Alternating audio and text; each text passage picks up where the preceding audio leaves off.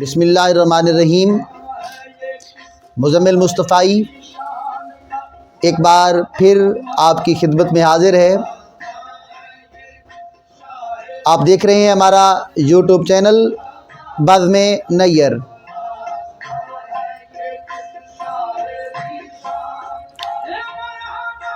ایران کا قدیمی شہر جیلان ہے، 1060 ہے۔ سید ابو صالح دریا کے کنارے جا رہے ہیں۔ کئی دنوں سے عبادت میں مستغرق رہنے کے بعد نہ کچھ کھایا ہے نہ کچھ پیا ہے، اب بھوک کی شدت نے خوب ستایا ہوا ہے اور دریا کے کنارے چلتے جا رہے ہیں۔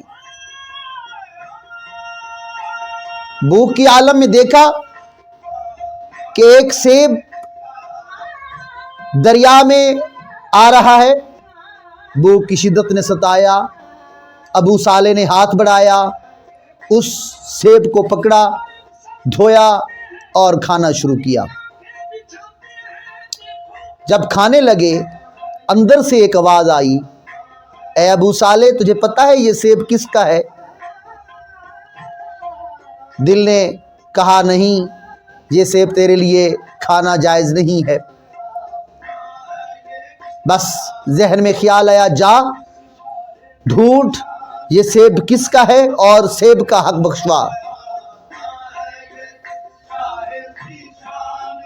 ابو صالح چلتے چلتے آگے آتے ہیں کہ ایک سیبو کا باغ ہے، اس کی ٹہنیاں دریا پر جھکی ہوئی ہے۔ سمجھ آتے ہیں سیب اسی باغ کا ہوگا۔ لوگوں سے پوچھا یہ کس کا باغ ہے؟ لوگوں نے بتایا یہ سید عبداللہ سومئی کا باغ ہے۔ راستہ پوچھتے پوچھتے وہاں تک پہنچے۔ سید عبداللہ سومئی کو کہا السلام علیکم۔ انہوں نے جواب دیا وعلیکم السلام۔ سید کی نگاہیں تھیں، ماتھے میں چمکنے والے نور کو جان گئیں اور سمجھ گئیں یہ جو ابو صالح سامنے آیا ہے یہ کوئی معمولی انسان نہیں ہے۔ پوچھا بیٹا کیسے آنے ہوا؟ حضور میں آپ کا چور ہوں، میں آ رہا تھا، آپ کے باغ کا ایک سیب پانی میں جا رہا تھا، میں نے کھا لیا، اس کا حق بخشوانا ہے۔ ابو صالح نے جب یہ بات کی، سید عبداللہ سومئی سمجھ گئے یہ معمولی انسان نہیں ہے۔ فرمایا اچھا سیب کا حق بخشوانے آئے ہو؟ جی۔ فرمایا اب کچھ سالوں تک کسی باغ کی رکھوالی کرنا ہوگی، منظور ہے؟ ابو صالح نے کہا مجھے قبول ہے، میں اس کی رکھوالی کروں گا، آپ سیب کا حق بخش دیں۔ فرمایا ٹھیک ہے، ایک شرط ہو گئی پوری، دوسری شرط بھی ہے، میری ایک بیٹی ہے، لوتھڑے کا لوتھڑا ہے، ہاتھوں سے لولی لنگڑی ہے، پاؤں سے لنگڑی ہے، آنکھوں سے اندھی ہے، کانوں سے بہری ہے، زبان سے گونگی ہے، اس سے شادی کرنا ہوگی۔ اب ابو صالح کا امتحان تھا، سوچا کیسے گزارا ہوگا۔ پھر دل نے کہا ابو صالح یہ زندگی عارضی ہے، گزر جائے گی، آخرت میں اپنے نانا کو کیا منہ دکھائے گا؟ فوراً کہا مجھے قبول ہے۔ اب کچھ سال رکھوالی کرنے کے بعد حضرت عبداللہ سومئی دیکھنا یہ چاہتے تھے یہ کتنے عظیم درجے کا انسان ہے۔ آپ کی ریاضت کو دیکھا، عبادت کو دیکھا تو فرمایا آجا، آج تیری دوسری شرط پوری کرتے ہیں، آج نکاح پڑھایا جائے گا اور تیری شادی کر دی جائے گی۔ شادی ہوتی ہے، نکاح ہوا، دکھایا جو سامنے والا کمرہ ہے، آپ کی بیوی وہاں موجود ہے۔ اندر گئے تو بیوی نے کھڑے ہو کر کہا السلام علیکم، آپ فوراً پیچھے ہٹے۔ عبداللہ سومئی کے پاس آئے، حضرت یہ لڑکی وہ نہیں ہے جو آپ نے کہی تھی۔ فرمایا کیوں؟ کھڑے ہو کر میرا استقبال کیا ہے، زبان سے السلام علیکم کہا ہے، میں نے جواب دیا ہے، اس نے سنا ہے۔ فرمایا ہاں یہ تو ایک پہلی تھی تجھے بجھوائی گئی، کانوں سے بہری اس لیے ہے اس نے کسی غیر کی آواز نہیں سنی، آنکھوں سے اندھی اس لیے ہے اس نے غیر محرم کو ابھی تک کسی کو نہیں دیکھا، زبان سے گونگی اس لیے ہے قرآن و حدیث کے علاوہ اس نے کوئی بات نہیں کی، پیروں سے لنگڑی اس لیے ہے کہ اس نے حویلی سے باہر قدم بھی نہیں رکھا۔ حضرت ابو صالح بہت خوش ہوئے، شکرانے کے نوافل ادا کیے۔ یوں ام الخیر فاطمہ اور سید ابو صالح کی شادی ہو جاتی ہے۔ دونوں بہت عبادت گزار، بہت ریاضت کرنے والے، بہت عابد، بہت پرہیزگار، متقی۔ اب یہ 17 مارچ 1078 ہے، یکم رمضان المبارک ہے، 470 ہجری ہے۔ ایران کا قدیمی شہر جیلان ہے۔ ان دونوں پاکیزہ ہستیوں کے ہاں ایک بچہ پیدا ہوتا ہے جس کا نام رکھا جاتا ہے عبد القادر۔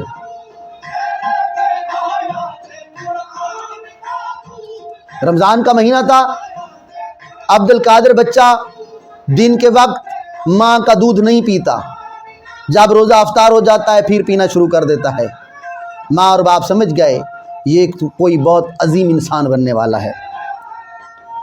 1084 آتا ہے، سید عبد القادر بچوں کے ساتھ کھیلنے کے لیے جاتے ہیں، آواز آتی ہے اے برکت والے تو میری طرف آ جا۔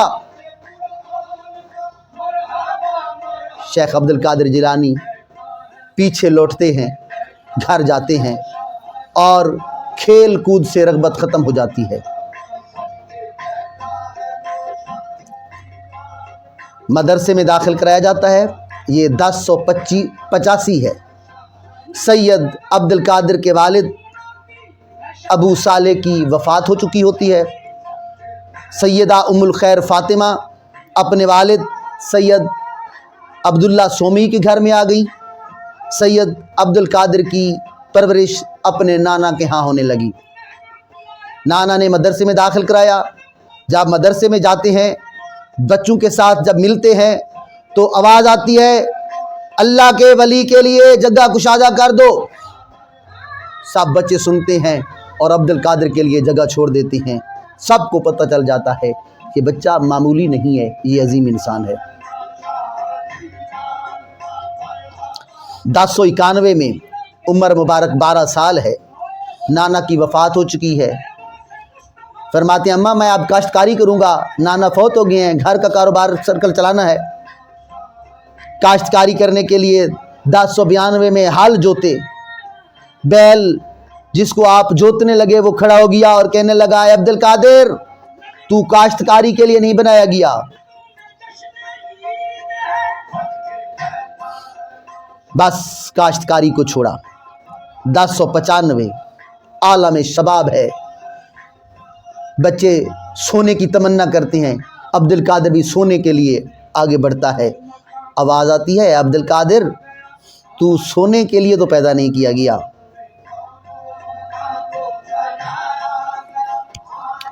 1097 آیا، عمر مبارک 18 سال ہے، گھر کے قریب ایک قافلہ ٹھہرا ہے، حج کے لیے وہ لوگ جا رہے تھے۔ آپ نے دیکھا یہ قافلہ بغداد سے جائے گا، فوراً اماں کے سامنے آئے، ہاتھ باندھے، اے اماں مجھے اجازت دے، میں اعلیٰ تعلیم حاصل کرنے کے لیے بغداد جانا چاہتا ہوں۔ بغداد اس وقت تعلیمی لحاظ سے دین کا مرکز تھا، مدرسہ نظامیہ بغداد کی پورے دنیا میں دھوم مچی ہوئی تھی۔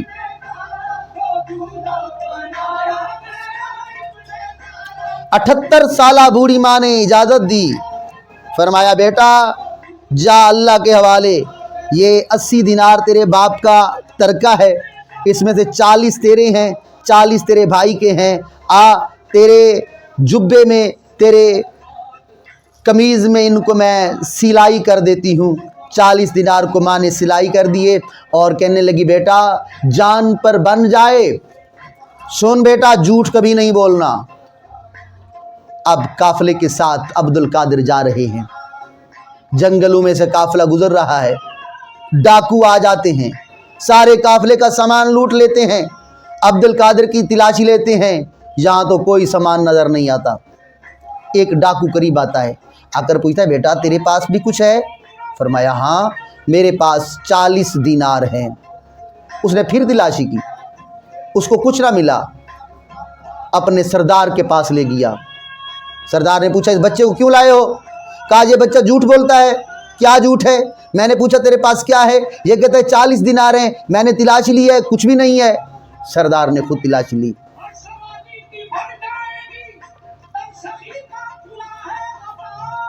اس کو بھی کچھ نہ ملا۔ بولا کہاں ہے بیٹا؟ اللہ اکبر، آپ نے قمیض میں سے وہ 40 دینار اس ڈاکو کو دے دیے۔ اس نے کہا بیٹا ہم ڈھونڈتے رہے ہمیں نہیں ملے، آپ کے پاس تھے بھی، لوگ تو اپنی مال بچا رہے ہیں، تو نے ہمیں دے دیا۔ فرمایا میری ماں نے کہا تھا بیٹا سفر پر جا رہے ہو میری ایک نصیحت سنتے جاؤ، کبھی جھوٹ نہیں بولنا۔ ڈاکو کی آنکھیں کھلی، کہنے لگا یہ ماں کا اتنا کہنا مانتا ہے اور میں رب کا کہنا نہیں مانتا۔ اللہ اکبر، ڈاکو توبہ طیب ہوا، آپ کے ہاتھ پر دست بیعت ہوتا ہے۔ آپ بغداد میں پہنچتے ہیں، شیخ حماد بن مسلم دیاس کے پاس پڑھتے ہیں، قاضی ابو سعید مبارک مخزومی کے پاس پڑھتے ہیں، ابو عثمان اسماعیل بن محمد الجہانی کے پاس پڑھتے ہیں، ابو النصر محمد بن المختار ہاشمی کے پاس پڑھتے ہیں، محمد بن عبد الرحمن شیخ ابو الخطاب کے پاس پڑھتے ہیں، ابو الحسن محمد بن قاضی کے پاس آپ پڑھتے ہیں۔ 1102 آتا ہے، آپ تمام علوم پر دسترس حاصل کر لیتے ہیں۔ اس کے بعد آپ عراق کے جنگلوں میں سخت عبادت کے لیے، ریاضت کے لیے نکل جاتے ہیں۔ جنگلوں میں آپ اللہ اللہ کی صدائیں بلند کرتے ہیں۔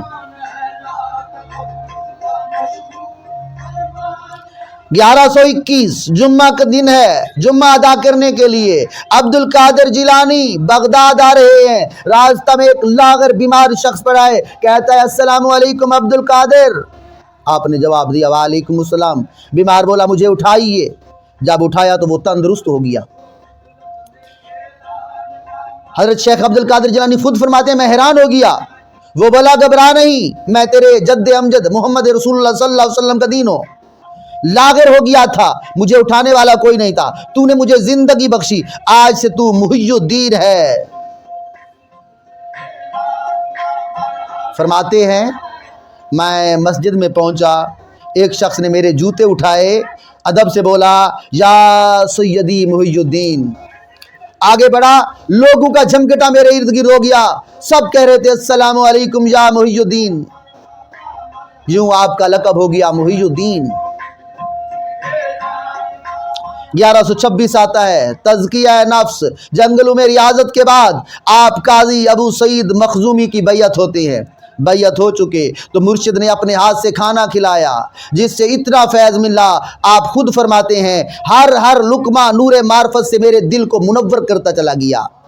خلافت سے سرفراز فرمایا، خرقہ خلافت پہنایا اور فرمایا عبد القادر یہ خرقہ سرور کائنات نے حضرت علی کو سے ہوتا ہوا حسن بصری سے مجھ تک پہنچا ہے۔ آپ کو یہ خرقہ خلافت پہننے کے بعد فیوزات و برکات کا نزول ہوا، انوار علیہ کی دل پر بارش ہوئی۔ ایک دن مرشد نے فرمایا اس نوجوان کا قدم، یہ جو عبد القادر نظر آ رہا ہے، اس کا قدم ہر ولی کی گردن پر ہوگا۔ 1128 میں 50 سال کی عمر میں آپ نے شادی کی۔ 1130 میں خواب میں سرکار دو عالم صلی اللہ علیہ وسلم کی زیارت ہوتی ہے، فرمایا عبد القادر واز کیا کر، ان کو ہدایت کر۔ فرمایا میں عزمی ہوں، بغداد کے فوسعا کے سامنے کیسے زبان کھولوں؟ حضور صلی اللہ علیہ وسلم نے فرمایا منہ کھولو۔ شیخ عبد القادر جیلانی نے منہ کھولا، 7 مرتبہ کچھ پڑھ کر آپ نے صلی اللہ علیہ وسلم نے منہ میں دم کیا، حکم دیا آواز کیا کرو۔ شیخ عبد القادر جیلانی فرماتے ہیں دوسرا دن آیا، میں واز کی غرض سے ممبر پر آیا، بہت بڑی تعداد میں لوگ میرا واز سننے کے مشتاق تھے، میرے اندر علم کا ایک سمندر بوجھ جنتا ٹھاٹھے مار رہا تھا، لیکن میں سوچ رہا تھا کیا کہوں کیا نہ کہوں، زبان نہیں کھل رہی تھی۔ این اسی وقت میرے سامنے حضرت علی نظر آئے، 6 مرتبہ کچھ پڑھ کر میری طرف دم کیا، फौरन ज़बान खुल गई। अब ताकत लिसानी का शोरा हो गया, खिताबत का डंका बजने लगा, शोला बयानी की धूम हो गई। मस्जिद में जगह ना होती तो ईदगाह में मिंबर रखवाया गया। हफ्ता में 3 बार आपकी मजलिस होती, वाज होता, जिसमें वजदानी कैफियत तारी हो जाती, सामीन पर बहुत असर होता। गरीबान चाक कर देते कुछ लोग कपड़े फाड़ देते थे, कुछ बेहोश हो जाते थे। आपकी आवाज का ये आलम था कि दूर और नजदीक से सब तक बराबर बराबर आवाज जाती। 1132 आया, जुम्मा का खुतबा आप दे रहे हैं, अचानक आप पर इस्तगराक की कैफियत तारी हो जाती है। उसी वक्त जबान से इस्तगराक की हालत में निकलता है, कदमी हाजा अला रकबत कुल्ले वलीउल्लाह, मेरा ये कदम तमाम औलिया की गर्दन पर है। ऐन उसी वक्त गैब से आवाज आई, तमाम दुनिया में पहुंचा दो कि अब्दुल कादिर जिलानी का कदम तमाम औलिया की गर्दन पर है। जमी औलिया अतात करें और अतात गौस पाक करें। ये सुनकर सब औलिया ने गर्दनें झुका दी। आप अपने मदरसा में सबक के तफसीर पढ़ाया करते थे, एक सबक के फ़िक़्ह पढ़ाया करते थे, एक इख्तिलाफ़ आइम्मा का सबक पढ़ाया करते थे। सुबह और शाम तफसीर, हदीस, फ़िक़्ह, मज़ाहिब आइम्मा, असूल फ़िक़्ह और नहव के असबाक पढ़ाते थे। ज़ोहर के बाद तजवीद की तालीम होती थी। 12 फरवरी 1166 इशा का वक्त है। आप दायां हाथ बढ़ाकर कहते हैं वालेकुमुस्सलाम, और फिर कहते हैं तौबा करो, तौबा करो, इनकी सफ़ में शामिल हो जाओ, मैं तुम्हारी तरफ आ रहा हूँ, मैं तुम्हारी तरफ आ रहा हूँ, मैं तुम्हारी तरफ आ रहा हूँ। फिर कलमा पढ़ा, ला इलाहा इल्लल्लाह मुहम्मदुर रसूलुल्लाह, 3 बार कहा, अल्लाह अल्लाह अल्लाह। और गौसे समदानी शेख अब्दुल कादिर जिलानवी 11वीं वाले सरकार की वफ़ात हो जाती है। विसाल की खबर 4 दांगे आलम फैल जाती है। सारी दुनिया के अकीदतमंद तशरीफ़ लाते हैं। सारी रात दीदार आम होता है, सारा दिन दूसरा दिन दीदार आम होता है, दूसरी शब आपको उसी मदरसा में सपुर्दे खाक कर दिया जाता है। आपकी करामात बहुत तादाद में हैं, आपके इबादत बहुत ज़्यादा हैं। उस पर इंशाअल्लाह हमारी बहुत जल्द और वीडियो अपलोड की जाएगी। तमाम दोस्तों से गुजारिश है कि ये वीडियो आपको इंशाअल्लाह पसंद आई होगी। अगर पसंद आई है तो हमारे YouTube चैनल बाज़्म नैयर को ज़रूर सब्सक्राइब कर दें और बेल आइकन को भी ज़रूर दबा दें।